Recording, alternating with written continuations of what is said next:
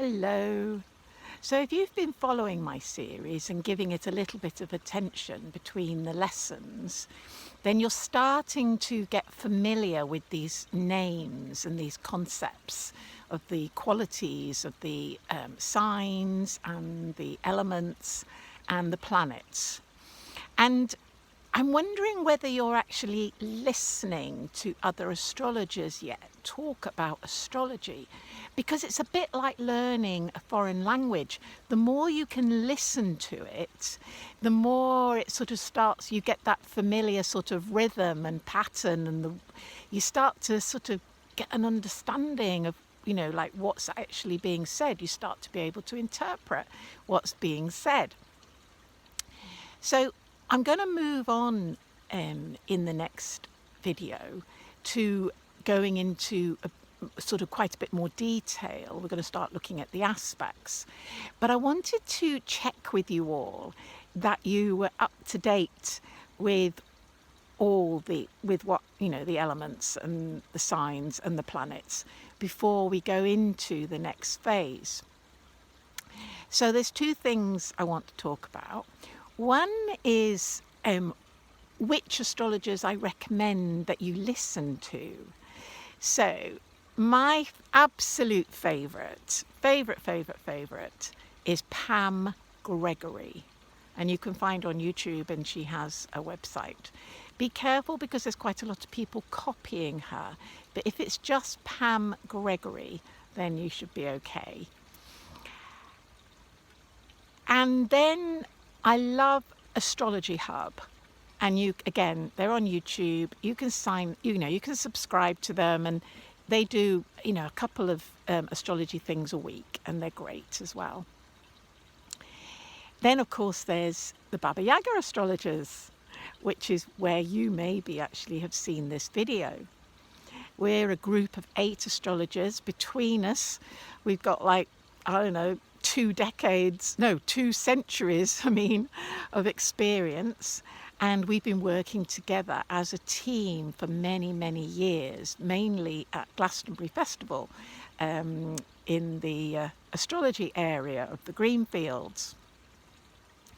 And then I'd also like to recommend, you might be interested, is a weekly show on a Monday morning at 10 o'clock. I think it's called Janetta's Astrobabble. It's on Facebook, and she talks for a little while. She has wonderful stories, and she has a lovely way of looking at astrology, and she's one of the Baba Yagas. So right, so those are really good places to start your astrological language training. Yeah, just listening to people talking astrology, and you'll hear as they talk that they're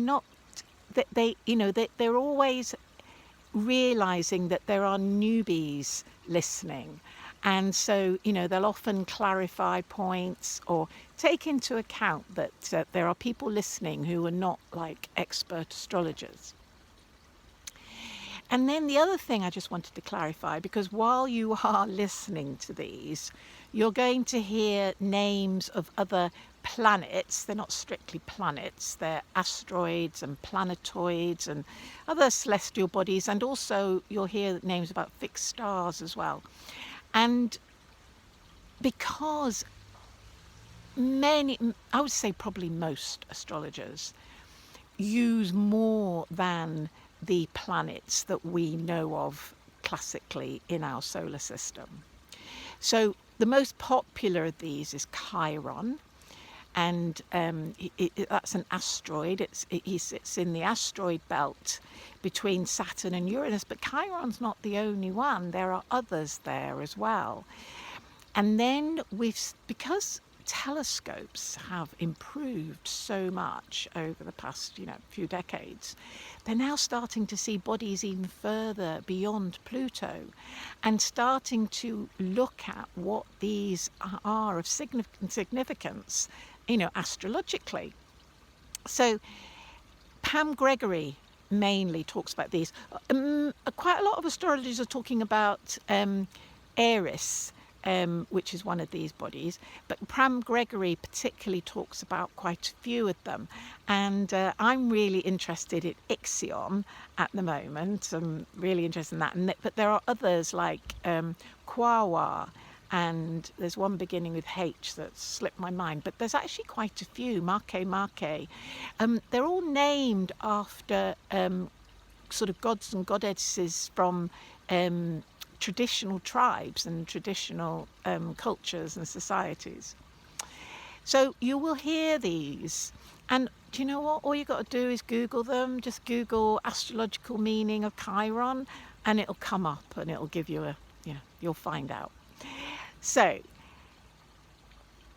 before we move on, I highly recommend that you start listening to astrology being spoken on a regular basis. And if you're interested, you can explore these other heavenly bodies. But to work with just the ones that I've told you about to start with, you're covered. You're covered. Because the amazing thing about astrology is that the messages and patterns and characteristics in a chart are repeated at many levels. So you can find everything you need to know from just a very basic chart with the planets of our solar system. So don't get too hung up on the other things and that you need to know them, but gradually, as you start to sort of look at them, or you look at where they are in your charts, you'll see, oh, actually that one's quite significant for me, and then you'll delve more into that particular one. But for the moment, just stick with what we've got until you're pretty fluent with it. Okay, talk to you soon. Bye.